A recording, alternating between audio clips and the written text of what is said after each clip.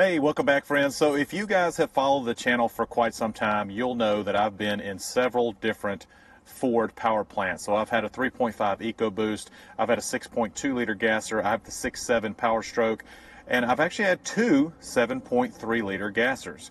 Well, in the past year or so, there have been some issues with these 7.3 liters coming up here and there, and people get down in the comment section and say, hey man, your truck's going to blow up when it gets 30 to 50,000 miles on it. And you know what? They've got a point, kinda. So we're going to talk about that today. I'm going to try to take all of the research I've done on what's going on with these 7.3s at times. It's very rare. I'll go ahead and spill those beans. But at times what's going on with them, and just to kind of bring all of this together in a nutshell so you don't have to go to the forums, you don't have to watch a bunch of videos. I'll just share what I've learned so far. Hope you stick around. All right, let me be clear here. I am not a mechanic. I'm not a Ford tech, anything like that. I have, an average knowledge of how a internal combustion engine works. So yeah, if I mess up with some terminology here or there, please forgive me. It's, I think you understand what I'm trying to say. So let's start with what's going on with these 7.3s. Well, apparently, there's a lifter issue. So if you understand how an engine works, the cam hits a lifter and opens valves and et cetera, et cetera. Well, those lifters are wearing. And when lifters wear, now some people say it's a delamination issue. Other people say it's an issue with the metal itself, that these lifters aren't laminated so they can't delam. I'm not going to get into all of that. All you need to know is the lifters are wearing, and those shavings, that metal, is getting into the oil, which gets into other parts that it doesn't need to be, and it causes catastrophic problems. All right, and so that is the big issue that these 7.3s are seeing on rare occurrences, and we're going to get into that in just a second. So that's the big problem.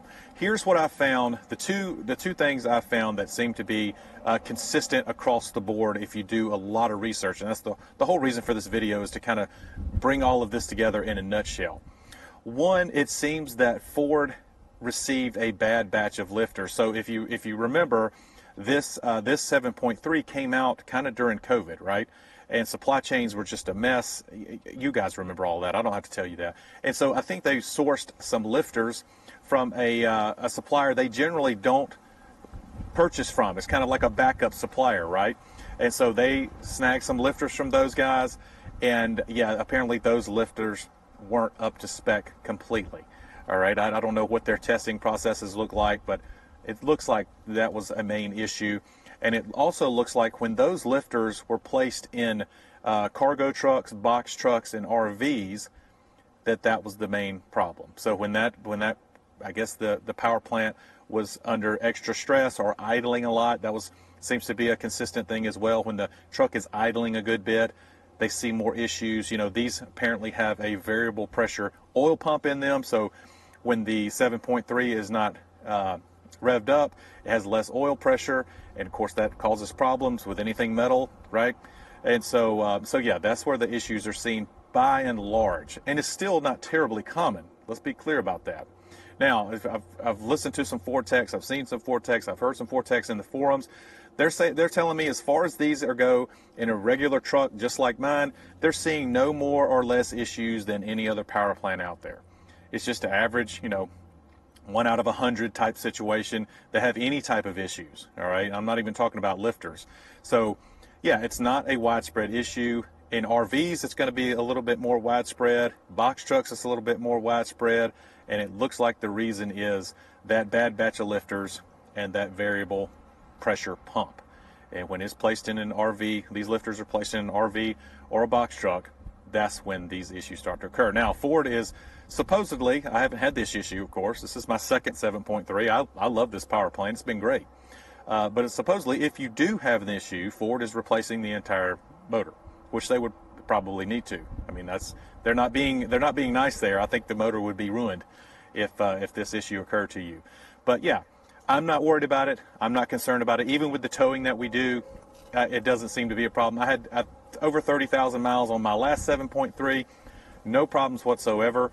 The 10-speed, We'll talk about that in another video. I'll do another video very soon about the 10-speed. We'll talk about that some. I know some of you will have those questions, but I just wanted to do just bring all of this under one umbrella and share with you the research I have found, and just kind of put it all in a nutshell. So yeah, there you go. If you get an RV, be careful. Make sure you have a later. They have said they've remedied this problem, by the way. We'll see. I don't know. But if you get an RV with a 7.3, make sure it's a later build date. Make sure that issue's been addressed. If you have somebody you trust, if it's a newer RV, you should be okay. But yeah, and then the box truck stuff too. If you're buying a box truck, just be wary. Could be an issue for you if you got those bad batch of lifters. Guys, I hope you're doing good out there. Over 70 some odd thousand subscribers at this point, and thank you so much. Really do appreciate it from me and my family. We sincerely appreciate you guys. Hope you guys are being safe. See ya.